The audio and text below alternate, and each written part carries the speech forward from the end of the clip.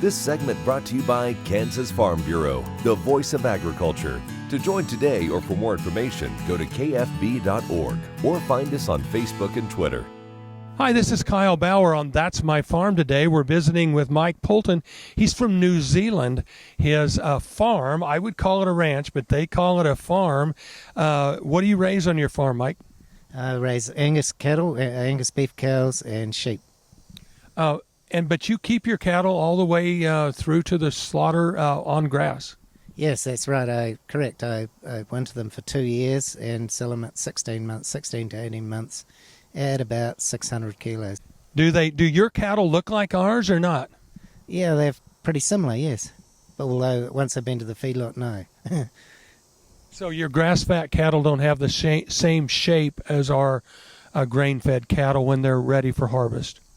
Well, what I saw in the feedlot, they were pretty good. But yeah, we do get that muscling fat cover around the tail, similar to that, yes. Well, what part of New Zealand are you in? I'm in the southern North Island, southern part of the North Island, about 2 hours north of the capital. And tell us about your growing season. Do you have a winter there? We definitely have a winter there, and it's about 100-day. We call it 110-day winter for us. And the grass will still grow, but a lot slower than the spring, obviously. Yeah. When do you calf then? Well, I set my calving to about the first week of October, six weeks. And when do you lamb? September the 10th, so slightly earlier. But we're a lot later than the farmers around us down in the lowlands. One thing that's important to New Zealand farmers is exporting. I get the impression that you export most of your lamb and most of your beef. Correct, yes, but mostly exported, yes. Where are your export markets? Well, traditionally they were Britain and the EU, and more lately China seems to be more and more hungry for meat. And is that both the lambs and the beef then? Lambs and beef. Mostly the beef was, the grinding beef came here from the dairy farms, but from our farm, it's the lamb going to China. They seem to be hungry for it.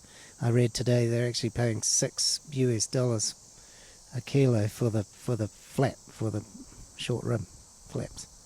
You mentioned dairy. Dairy is a large portion of the ag industry in New Zealand. Yeah, it is. I have nothing to do with dairy on my farm. Well, my farm's probably is a ranch really in your terminology, but ranching in New Zealand means something quite different. As I've seen pictures of your farm, it's very steep. You have very little flat land.